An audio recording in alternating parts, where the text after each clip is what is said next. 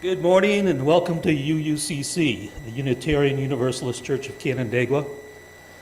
We are a group of spiritual freethinkers who gather to celebrate life, build community, and better the world. Wherever you are in your spiritual journey, you are welcome here.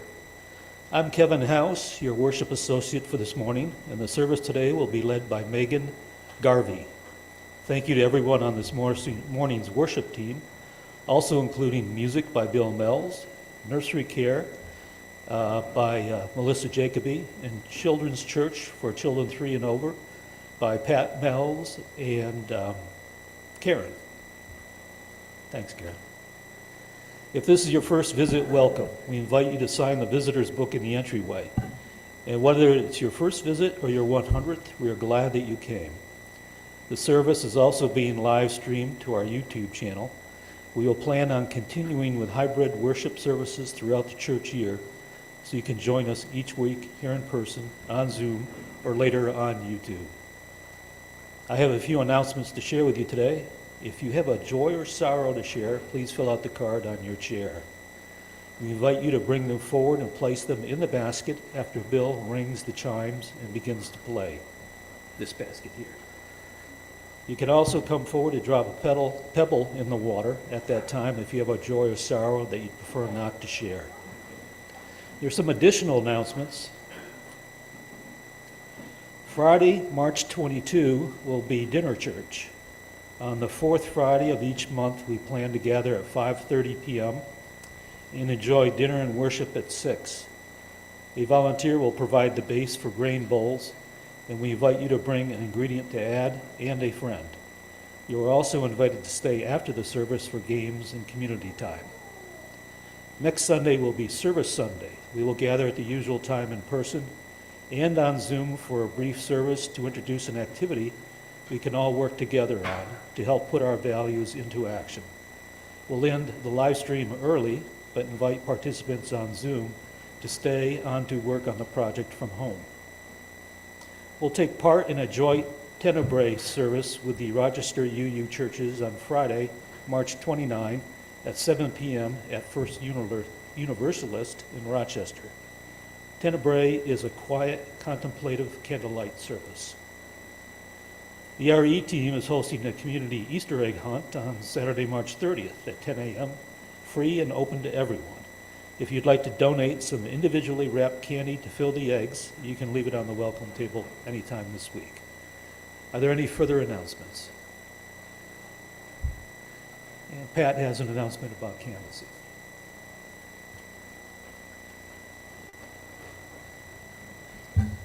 Good morning. Good morning.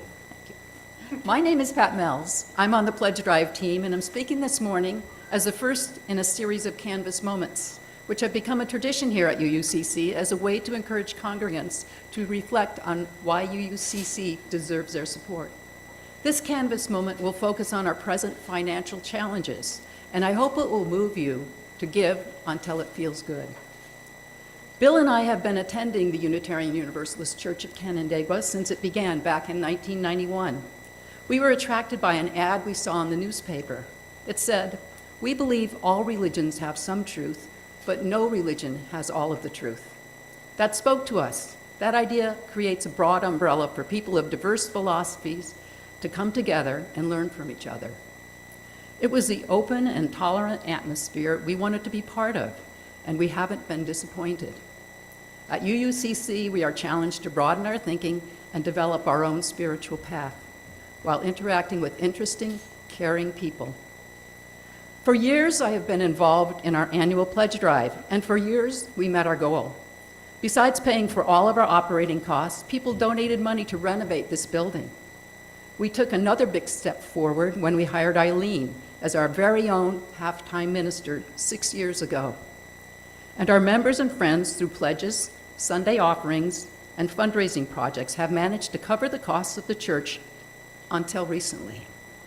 In the past couple of years, our financial struggles have increased because we have lost 9 pledging units, mainly to moves out of the area. Our goal for the 2023-2024 budget, that's this year, was $91,000. Unfortunately, pledges, projected plate collections, fundraising projects, and building rental income only came to $71,000. An anonymous $10,000 gift cut our deficit in half and lowered this year's shortfall to $10,000, which was made up for by dipping into our reserves. These reserves now stand at $40,000. If we continue to come up short with our pledges, the church reserves will not last long. Major changes will have to be made in our operating budget. I don't know about you, but I don't want to go backwards. I want to retain Eileen as our halftime minister. I like our building. I really enjoy the live music during services each week. But maybe there's another way to boost our funding. We all have different demands on our income: family costs, housing payments, college loans, health care charges. Bill and I are done with some of these obligations, which make new ways of giving available to us.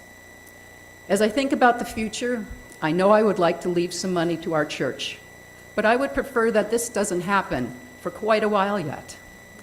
The problem is that if we continue to deplete our reserves, UUCC won't be around to benefit from our bequest. Then I got to thinking, instead of leaving money to UUCC in the future, why not give that money to UUCC now and be around to enjoy the benefits? Sure, I'd like to think that our church will thrive and grow as the decades go by, but right now it needs a boost. And we need to take a required minimum distribution from our retirement accounts. Well, at least one of us does. That money can go directly from our IRA to UUCC without being taxed. Sounds like a win-win to me. Maybe you are in a position to make a living legacy gift to our church as well. Together, we can provide the funds that will bolster church reserves while we work on ways to grow our congregation. That's a goal of the church board. Please think about joining us in creating a financial buffer to ensure our church's operations through the 2020s. By the end of the decade, we should know if UUCC will sink or swim. Thanks to all of you who have supported UUCC with your time, treasure, and talents. We have created a unique, welcoming, and needed church in the Finger Lakes. Let's join together to ensure its continued existence. Thank you.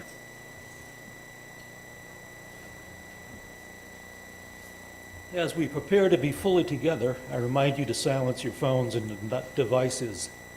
Now is the time to bring forward any joys or sorrows. We now enter a space of worship.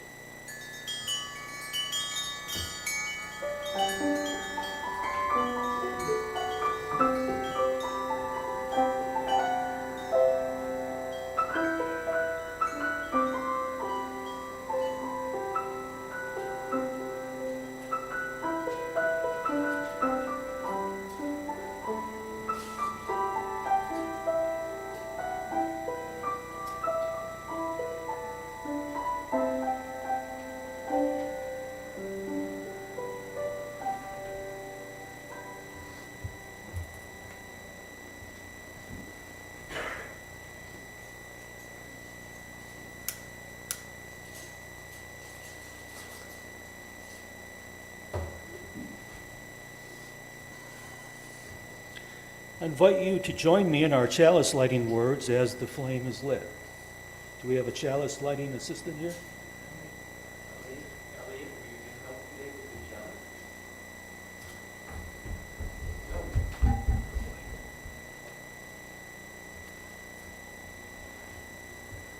You just put.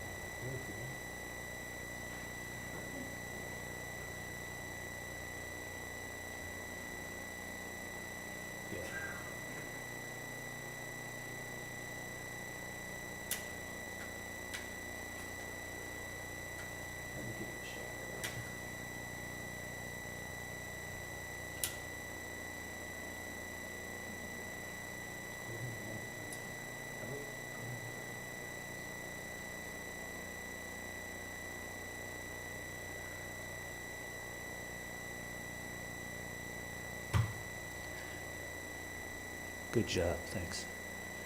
We gather this hour as people of faith with joys and sorrows, gifts and needs. We light the beacon of hope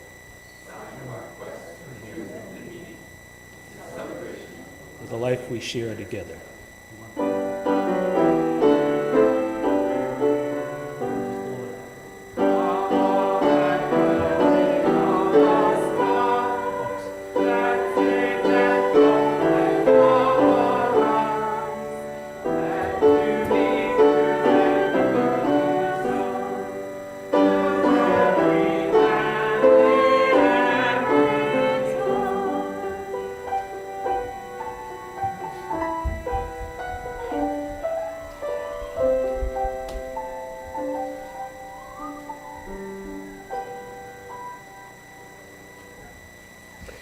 Good morning, Canandaigua.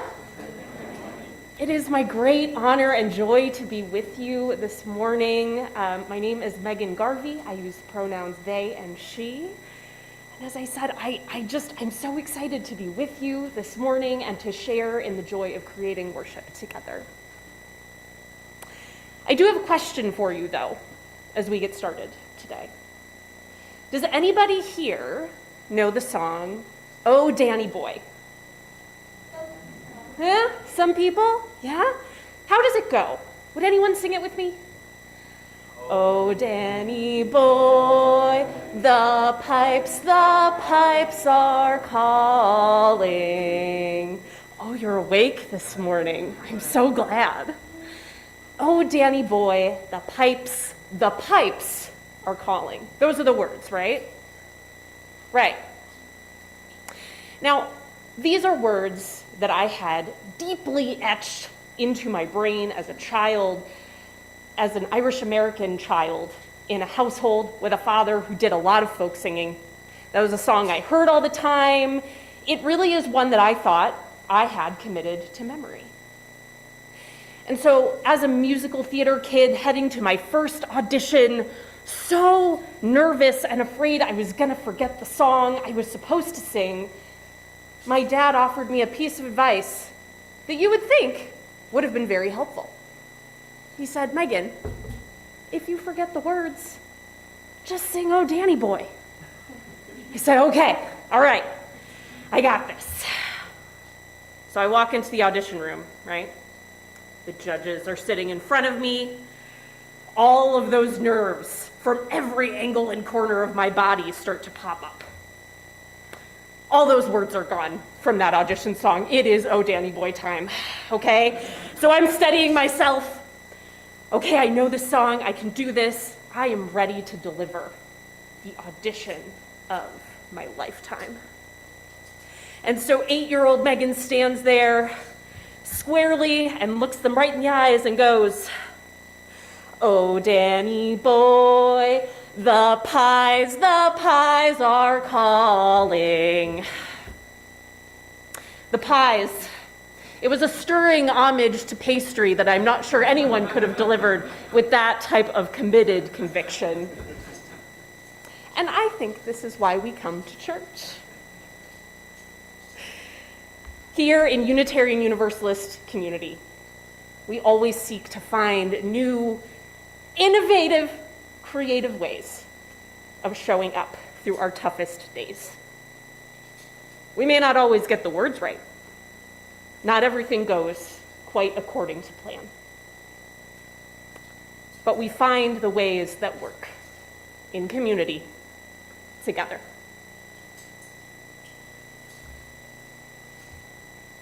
Please join us for our opening hymn this morning, number 298, "Wake Now, My Saint." Please rise as you're willing and able. Join us.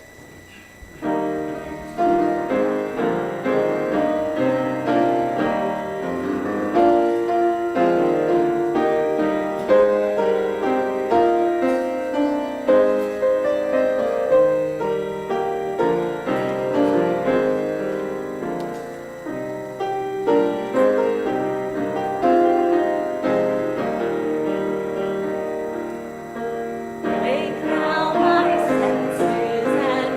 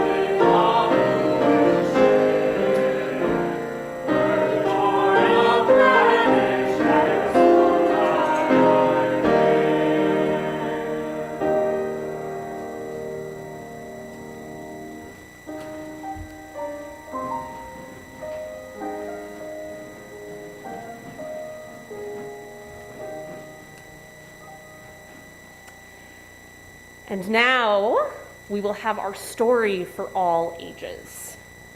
Our story today comes from the Irish legend of Finn McCool. Once upon a time, in a magical land of Ireland, there lived a brave and clever giant named Finn McCool. Finn was known for his incredible strength. Oh, thank you for coming to sit with me. I appreciate that. It gets a little lonely up here. Finn was known for his incredible strength and his kind heart. He lived atop a mighty mountain overlooking the sea. And one day, Finn heard that the infamous rival giant across the sea named Bonadonner was boasting about his strength and threatening to come and challenge poor Finn. Determined to think ahead, determined to not back down to a bully, Finn decided to get a little creative. He decided to teach Bonadonner a lesson. With the help of his wife Una, Finn came up with a clever plan to tempt Bonadonner over the way from Scotland, creating a path of stepping stones. Now remember, they're giants, right? So they're picking up these boulders that are about 20 times my size, and they're picking them up just with their hand, and one at a time, picking them up and creating this pathway for Bonadonner to come. It was a little bit of a bait, if you will. They built this path of stepping stones across the sea, connecting Ireland to Scotland. And Bonadonner, being a braggadocious giant, took the bait and came quickly running across this newly laid path. In the meantime, while he is sprinting, Finn and Ona launch into the next part of their plan. They dress Finn up as a baby. And they have Finn rest right at the edge of the water where Bonadonner is going to arrive at the end of his run. Sprinting and confidently assuring himself along the way that he will be the giant who wins this battle that nobody else asked to be a part of, Bonadonner arrives and he sees this baby. And he goes, wait a minute, if this is Finn's baby, if this is how Finn's baby is, how big is the giant named Finn? What have I gotten myself into? And within a moment, he sprints back across the causeway, back to Scotland, and all ended well. You can still see, to this day, the remnants of that pathway. It's known as Giant's Causeway, that stretches across the sea between Ireland and Scotland. And so ends our tale.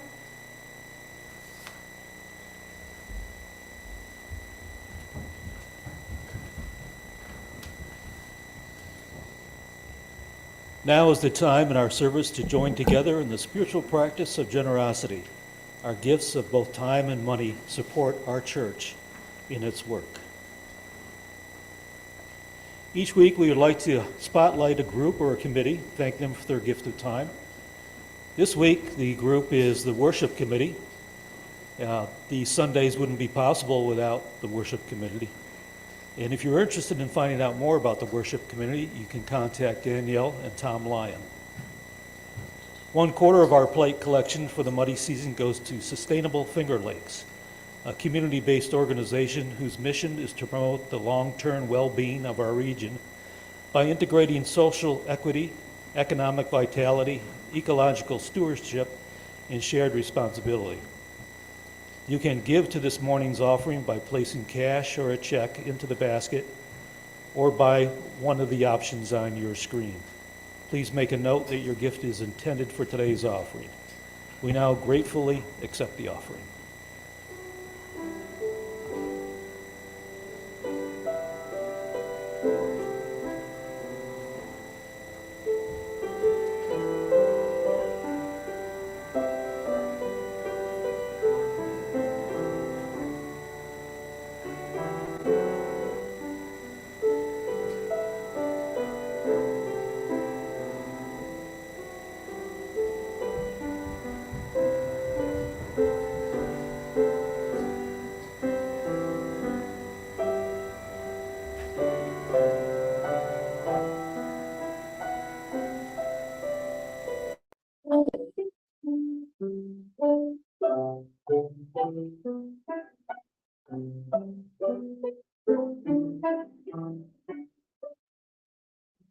Well,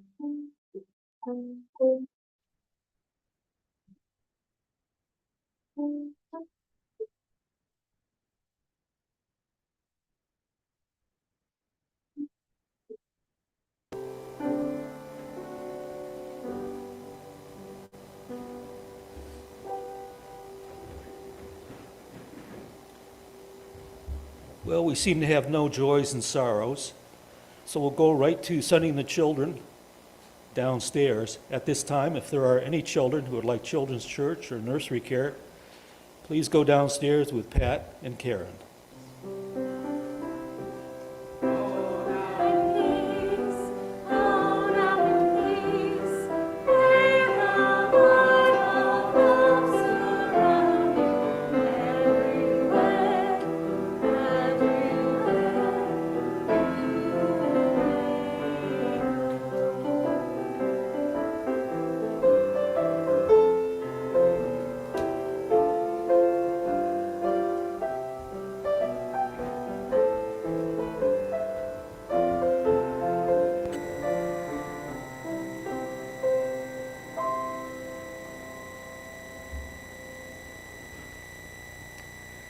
Our meditation this morning comes to us from the Reverend Jennifer Johnson. Allow yourself a moment to settle in, fix your gaze somewhere, shut your eyes if that feels comfortable for you. Allow yourself to just be here now.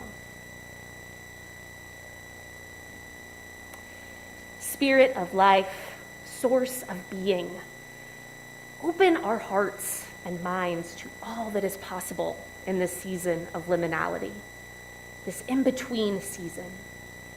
Sometimes winter, sometimes nearly spring, not quite one or the other. Beneath the crust of earth and seeds and bulbs lay in store, some crocus and daffodil have dared to pierce the surface, braving to become the next iteration of self, a new bloom. On the forsythia and magnolia branches, petals curl unto themselves, swelling into uncertain buds, waiting for the optimal conditions of light and warmth and rain to unfold into their potential for beauty and delight. On the bare branches of maple, oak, and elm, tiny leaves are invisibly budding, readying themselves for their debut, a new wardrobe for the season. We too are waiting to grow again. Like the perennial plants and dioecious trees, we don't grow along a singular trajectory. From infancy through childhood to the full bloom of adulthood and the wider unfolding of elder years. Rather, we grow anew, year upon year, in seasons and cycles. In the cold and dark of winters, real and metaphorical, we hunker down. We seek shelter and stillness and conserve energy so that new vitality can germinate. In this liminal season, we are waiting for signs of longer light, lasting warmth, quenching rains, waiting to grow again anew. What new growth is budding in you, readying itself to make its debut, to adorn the world with new beauty and delight? Can you hear it singing?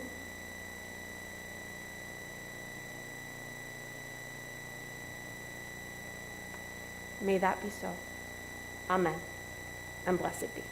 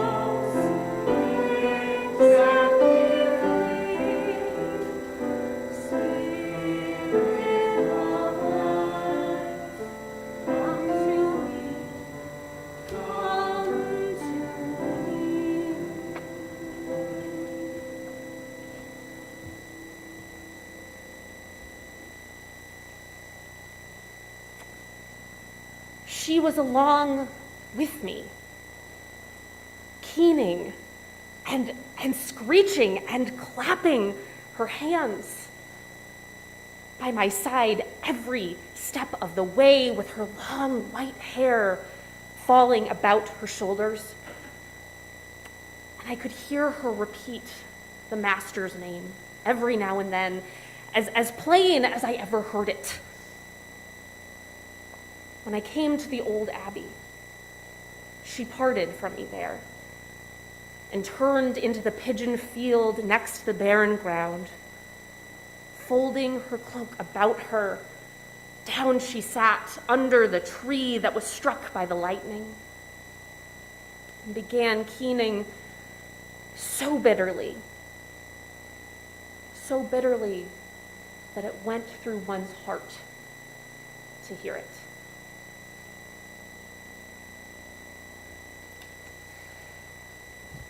These words of 19th century Irish folklorist Thomas Crofton Crocker attempt to capture the uncapturable.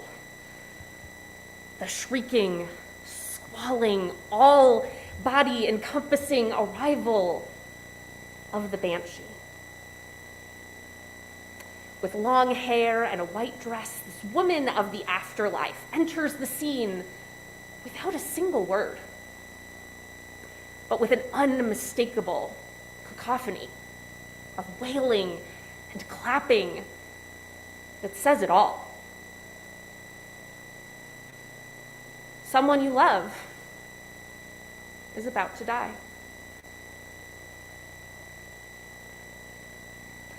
What a way to get that news. You're already going to endure the pain of losing a loved one. Do you really have to have the terrifying spirit woman also show up in a shrieking cacophony to announce it to you on top of everything else? Do you have to have that terrifying spirit show up to yell at you? This is one way to look at the banshee, a way that is not uncommon today in Ireland and abroad. But as it turns out, there is much more to the story of the banshee. Like many stories rooted in ancient times, the tale of the banshee has passed through many mouths, many hands, and many gendered and political interpretations. The origins of banshee lore are grounded in ancient Celtic mourning practices called keening.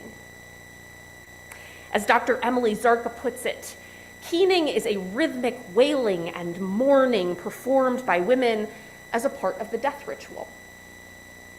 Keening women were respected professionals. They were performers. They guided mourners through their essential grief, their crying, their singing, through a highly theatrical expression of loss at a time of death. The keener provides a window for the lost to leave and for the grievers to grieve. What must that have been like? In your moments of grief, to show up at a loved one's death rituals and experience a keener's wailing song and dance as they usher your beloved off to the afterlife. Well, it must have been doing something pretty powerful because it was eventually labeled as heretical. In the 19th century, as keening was banned by Catholic priests in Ireland, experiences of the supernatural banshee, the long-haired spirit woman who appeared to a family or their servants with an unmistakable cry before a loved one died, predicting the death, warning of the death. Well, that gradually became the primary association with the term banshee. The banshee's role shifted from a ritualistic accompanist of singing the dead into the next world to the concept of having a banshee that specifically appears to your family to sing of the death to come. They were increasingly described over the years as a terrifying presence rather than a comforting one. But at heart, the banshee spirit, whether presenting as a human keener or as a supernatural woman, was not an evil intended being. It was one of tender love. Modern neuroscience teaches us that when we hear shrieking, wailing, that really high-pitched, loud, jarring acoustic sound, our bodies are intrinsically programmed to just stop in their tracks. Our brain's fear center puts our whole being on pause, forcing us to assess the state of the world around us right in that moment. There is nothing but you and the shriek. The specific acoustic qualities of the keen instinctually bring us into a space of reflection. Everything in our brain grinds to a halt so that we can ask ourselves, what is happening around me right now? Where is my attention most needed at this moment? It draws us into a time of focus that is too heightened to be sustainable for everyday life, but a time of focus so necessary for our ability to hold the weight of significant loss as it grows. The cry of the banshee is not one to alarm you into more fear. No. The cry of the banshee precisely pierces through any barriers we might have to taking the time to process a major loss. The cry of the banshee holds us in a container, the space between now and the time of change, so that we might be present for it all. When I think of the keening woman, I can't help but to think of death doulas. People whose vocation in the modern time is to sit with us between the here and now. To sit with us between the here and the grave. People who permit us to pay attention to all that we emotionally experience in those moments. People who offer us the space to be messy in our grief. To do what it takes to feel our grief, to experience all we need to experience in the space without censoring it by the standards of what would be considered socially acceptable emotion. The banshee, the keening woman, teaches us to be attendants to our grief in ways that a culture steeped in the norms of white supremacy does not. And these days, well, there is no shortage of the grief surrounding us, is there? It's not exactly in short supply. There is no shortage of anticipation surrounding us. Climate emergency, bodily autonomy, threats to democracy, the criminalization of dissent through the building of cop cities. Even as we continue to show up for justice in the ways that we are able, we know that tough times still lie ahead. The sensations of worry we could once more easily hold in the container of episodic seasons now permeate our daily existence. Our circumstances can feel like sitting between worlds, forcing us to face the painful realities and the anticipation of painful realities we are unsure if we can prevent. As environmental activist Joanna Macy says, with all that's being inflicted on the natural world and the social fabric of our lives together, there's fear, too, anger as well. These responses are natural and healthy. If we disown them, we cripple our vitality and our intelligence. So naturally, that brings me to this question. WWBD, what would the banshee do? No, but in all seriousness, as doom and despair increasingly permeate our everyday lives, what would it look like for the banshee to show up for us? What might it look like to often give ourselves an emotional release that looks like keening? An unapologetic release of everything that is pent up inside, through screaming, through dancing, through a full expression that lets everything out, just as it is. How might we be called to be the banshees and the keeners for others as an act of love? Buddhist chaplain Brisha Wade sums this up so beautifully. She professes, many people avoid engaging their grief as it relates to impermanence because it touches on their relationship to power, control, boundaries, self-image, and more. When we accept our relationship to impermanence and the grief that comes with it, we are invited back to a relationship with ourselves, thus back into a relationship with all beings. When we are disconnected from our own humanity, we miss and deny the humanity of others. And I don't mean this in a theoretical sense. The flourishing of systemic oppression within the US is a direct result of our cultural aversion to acknowledging grief and impermanence. Our very social identities and the privilege that comes with them have been shaped in relation to the grief and loss of others who were denied their right to their own humanity, so that others' experience of grief might be less. In other words, the suffering created by systemic injustice is a direct result of people in positions of privilege using the power of their social location to avoid the reality of grief and impermanence, thus pushing the burden of their fear of loss onto marginalized people, who then suffer extraordinarily, all while carrying their own grief. When we embrace impermanence and lean into the fear of loss that comes with it, we create an opportunity to not only be transformed by the process ourselves, but to also use both the Dharma and the practice to transform the world around us.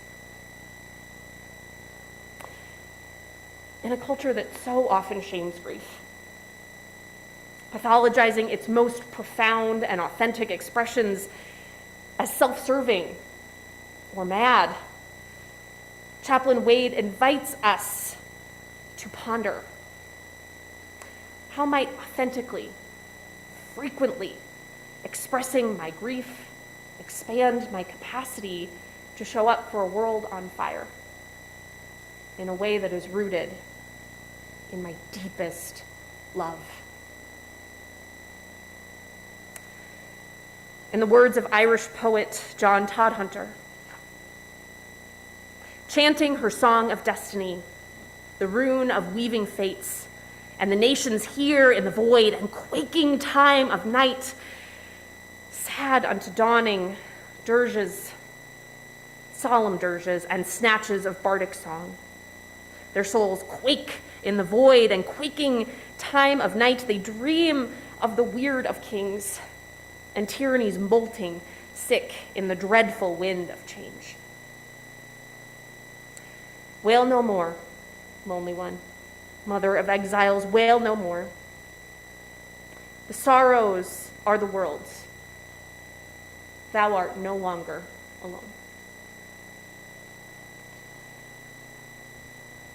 As we go forth today into the world, may the cry of the banshee, may the liberating blessings of the banshee be with you this day and always. Amen.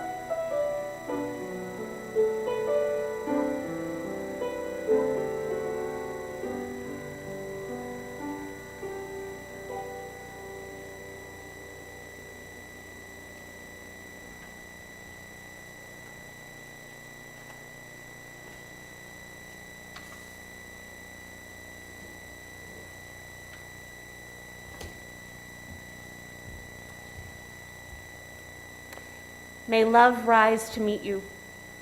May community always be at your back. May visions of possibility shine upon your heart until we meet again.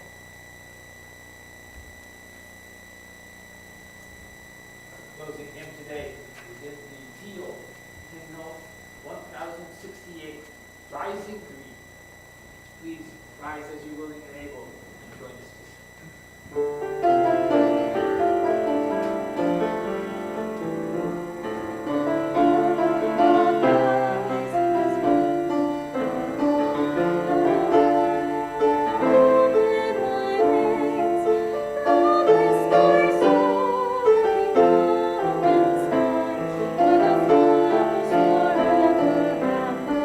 Let's begin at the first verse right now.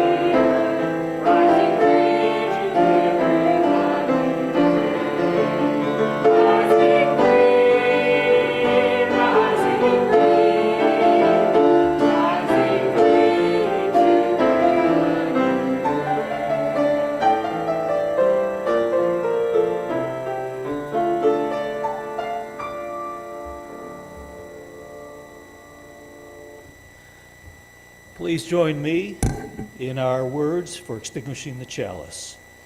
We extinguish this flame, but not the light of truth, the warmth of community, or the fire of commitment. These we carry in our hearts until we are together again.